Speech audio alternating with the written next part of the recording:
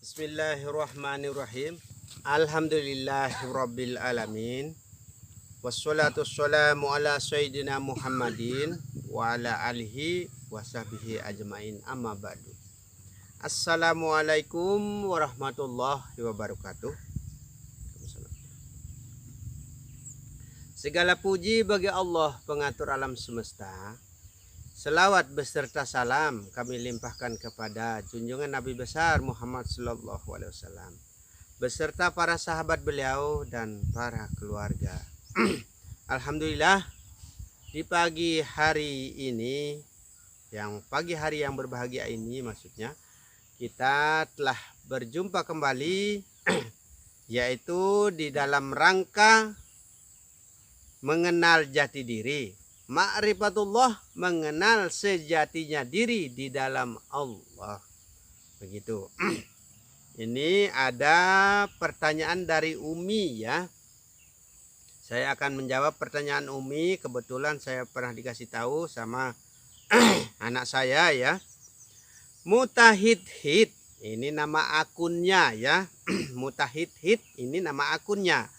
Nama akun Umi bermimpi bertemu dengan almarhum suaminya.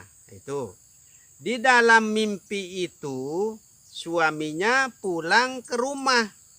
Terus beliau berkata, jika engkau mengetahui rahasia napas, ini pesan suaminya ya, maka Allah akan bukakanmu banyak rahasia. Ini kata almarhum suaminya. Di mana dia tinggal sekarang? Mohon dijawab. Ini mudah-mudahan Umi cepat ketemukan ini ya. Kalau selalu menonton berarti cepat dia temukan.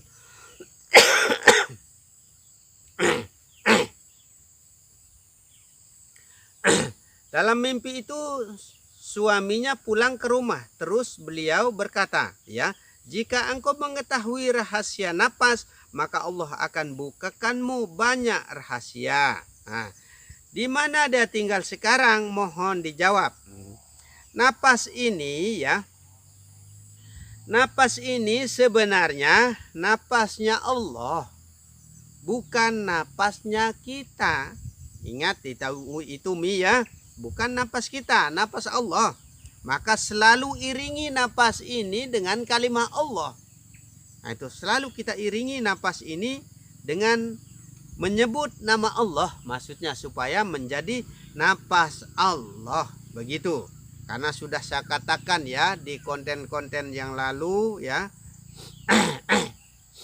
Dari 99 ilmu, Allah itu yang ke-100-nya mampu kalahkan 99. Dari 99 kitab, Allah itu yang mampu mengalahkan 99.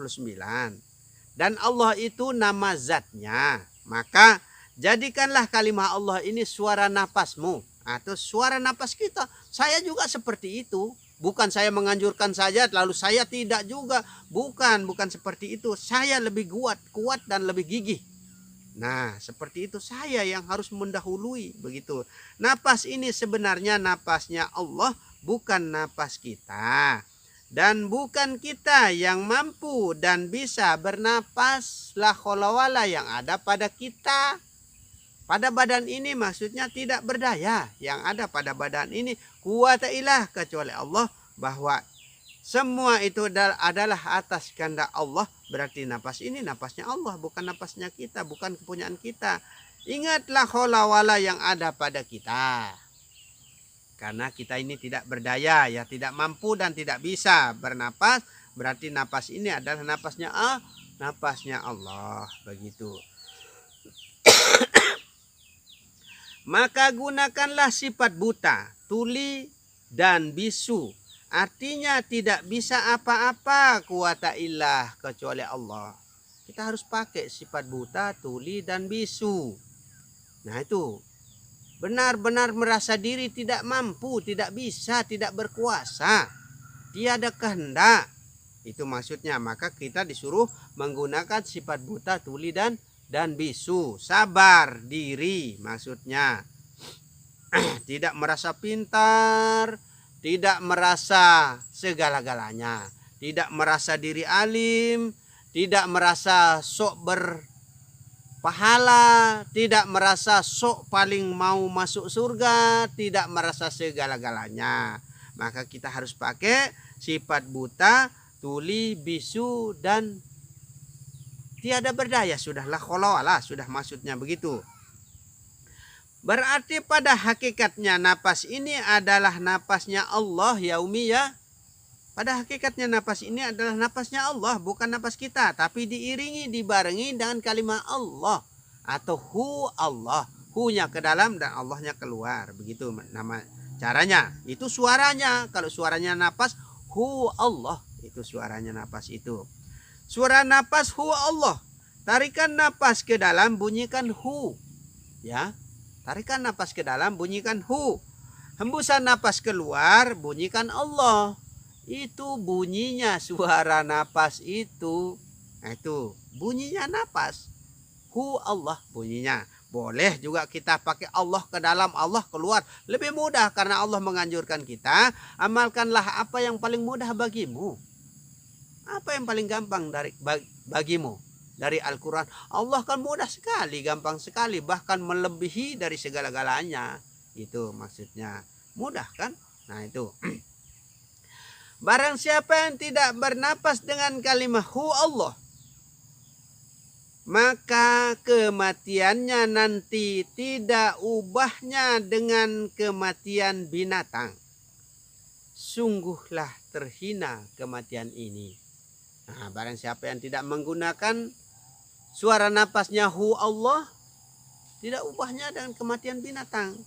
Maka kita harus selalu mengikuti suara napas itu hu Allah, hu Allah, hu Allah. Begitu caranya. Di dalam napas atau nyawa, disitulah tempatnya roh. Di dalam roh, disitulah tempatnya zat. Nah itu. Di dalam roh, disitulah tempatnya zat. Zatnya Allah, rohnya Allah. Begitu saja sudah. Napas ini datangnya dari Nur Muhammad. Napas ini datangnya dari Nur Muhammad. Maka kembalikanlah semua itu kepada Nur Muhammad. Karena datangnya dari Nur Muhammad, kembalikan semua kepada Nur Muhammad. Supaya bercahaya dia ya. Maka terlihatlah keelokan zatnya Allah yang wajibul wujud. Nah, supaya benar-benar nyata keelokan keindahan Allah yang wajibul wujud itu, maka kembalikanlah semua itu apa yang ada di dalam diri ini kepada Nur Muhammad. Begitu. Pertanyaan Umi ya, ini pertanyaan Umi. Di mana dia sekarang? Dia berada di alam barzah. Dia sedang berada di alam barzah. Alam yang paling dekat dengan dunia. Dia bisa melihat kita, tapi kita tidak bisa melihat dia. Kecuali orang-orang yang terbuka mata hatinya. Maka bukalah basiroh kita ini, mata hati kita ini. Bukalah syaul basiroh kita. Nyalakan pandangan batin kita. Nyatakan pandangan batin kita kepada Allah. Nah itu supaya benar-benar terbuka pandangan hati kita. Dengan syarat banyak-banyak menyebut Allah. Banyak-banyak bertauhid kepada Allah. Banyak-banyak berzikir kepada Allah. Arti zikir itu ingat artinya ya. Zikrullah ingat kepada Allah artinya. Nah itu. Banyak-banyaklah kita istiqomah kepada Allah. Rasulullah saja selalu ingat Allah, selalu menyebut Allah, selalu istiqomah kepada Allah. Masa kita tidak ikut? Ikuti cara-cara Rasulullah. Nah itu. Rasulullah selalu istiqomah kepada Allah siang dan malam. Tidak pernah habis, tidak ada berhentinya dia istiqomah kepada Allah. Selalu Allah saja dalam ingatannya. Begitu. Kita juga harus ikut seperti itu. Dia menggunakan badan halus ya Umi ya. Itulah wujud sejatinya manusia. yang kekal abadi untuk selama-lamanya dalam arti roh. Nah itu. Roh ini harus selalu bekerja beserta Allah. Akan tetapi jika kita tidak mengenal jati diri, bagaimana dasarnya supaya kita menyerah total kepada Allah? Bagaimana cara kita menyerah total kepada Allah kalau kita tidak mengenal jati diri, kalau kita tidak bermakrifat kepada Allah, tidak merapat kepada Allah, tidak tahu kita, maka pelajarilah ilmu ini. Nah itu. Kembalilah ke kalimah tauhid. La, mentiadakan segala sesuatu yang ada di alam ini kecuali Allah. Nah, la, mentiadakan segala sesuatu apa yang ada di dalam diri ini kecuali Allah. Nah itu, bulat sudah menjadi satu di dalam Allah. Makanya di Lombok sana ya ada namanya guru bulat. Bukan bulat kayak batu, kayak bola, bukan. Namanya guru guru bulat, itu udah bulat, dia bulat menjadi satu di dalam Allah, maksudnya begitu. Yang la, mentiadakan segala sesuatu yang ada maupun di alam ini selain hanya Allah saja yang ada di dalam wujud dan rasa. Nah itu, hanya Allah saja yang ada di dalam wujud dan rasa. Maka wujud ini adalah wujudnya Allah, begitu.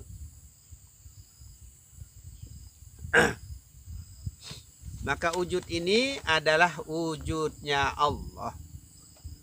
Badan zahir ya. Badan zahir ini penduduk pendatang. Badan zahir ini disebut penduduk pendatang ya. Penduduk baru. Nah itu. Badan batin ini penduduk asli. Badan dalam maksudnya ya. Yang bagian dalam ini disebut dengan Allah azali. Yang dalam ya. Yang di dalam diri kita ini disebut dengan Allah azali.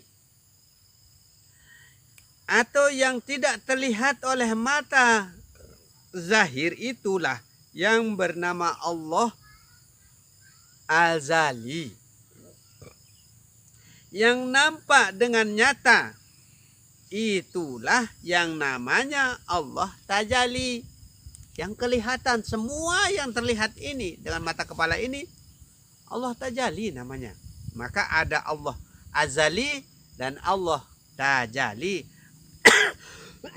Ada Allah yang nampak, ada Allah yang tidak nampak. Yang terlihat dan yang terlihat dengan yang tidak terlihat itu menjadi satu di dalam Allah, begitu.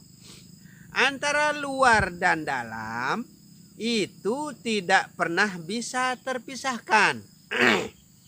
Kalau terpisahkan mati, begitu. Seiring sejalan, senada seirama, seias sekata. Nah itu. Bagaikan sang kekasih yang tiada mampu untuk dipisah-pisahkan. Begitu.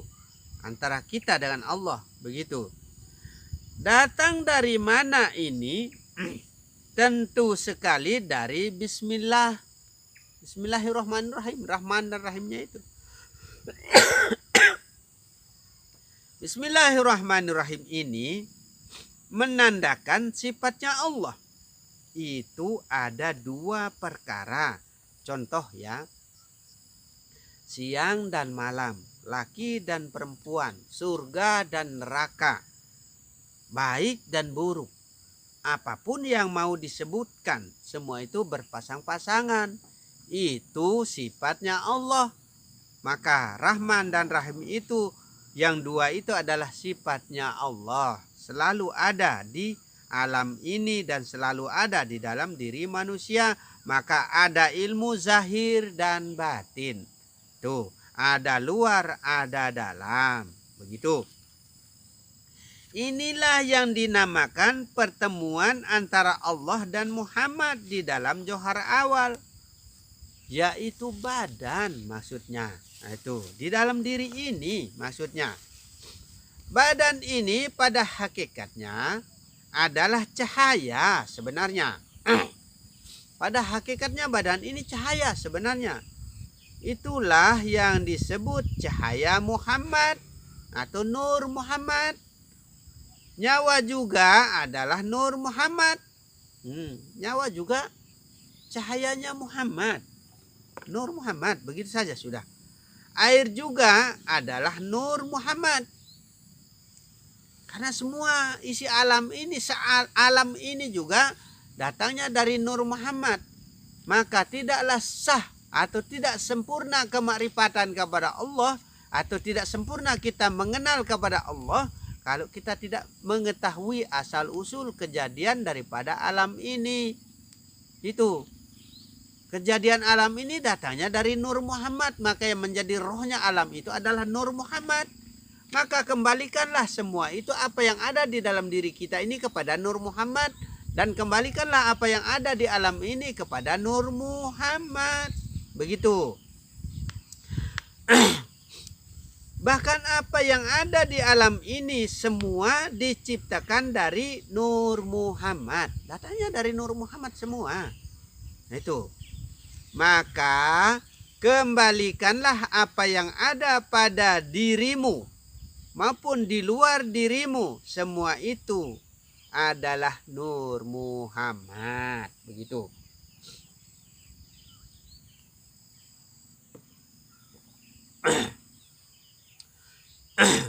Contoh ya, setiap mandi katakan aku sucikan tubuhku di dalam Nur Muhammad. Aku sucikan nyawaku di dalam Nur Muhammad. Aku pakai airku Nur Muhammad. Aku sucikan rohku di dalam Allah. Baru kita biur siram tubuh setiap mandi ya, supaya bercahaya, supaya bersih, luar dan dalam, lahir dan batin. Jangan luar saja yang kita bersihkan pakai sabun, dalamnya tidak tahu arah kembalinya kemana. Maka carilah air yang maha suci.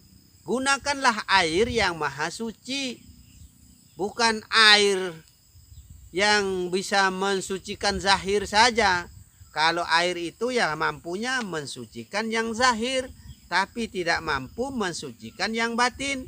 Nah, supaya suci lahir dan batin, maka seperti inilah caranya. Begitu, kembali, maksudnya pengembalian kepada asal mula kejadiannya. Ini yang disebut pengembalian diri kepada asal mula kejadian diri. Supaya tetap bercahaya di dalam Allah. Begitu. Di dalam pandangan, ingatlah cahaya pandangan Allah. Nah, itu. Di dalam pendengaran, ingatlah cahaya pendengaran Allah. Begitu. Di dalam kalam, ingatlah cahaya kalamnya Allah. Di dalam hidup, ingatlah hidupnya Allah. Di dalam kehendak, ingatlah kehendaknya Allah. Maka kita dianjurkan selalu menggunakan atas nama Allah dalam setiap apapun yang kita lakukan. Baru terhitung perbuatan yang baik. Supaya menjadi perbuatan yang baik. Dengan kata lain, gunakan bismillah dalam setiap apapun yang kita lakukan. Begitu. Mau makan, mau minum, mau duduk, mau berdiri, mau tidur, mau apapun, bacalah bismillah. Begitu. Sekurang-kurangnya itu. Satukanlah jiwa dan ragamu di dalam Allah. Ingat roh, nyawa, hati, dan jasad. Bertempat di kepala, dada, punggung, dan selangkangan atau kaki ke bawah. Pusar ke bawah maksudnya. Berikut ke kaki ya. Semua anggota zahir dan batin ini harus bekerja beserta Allah.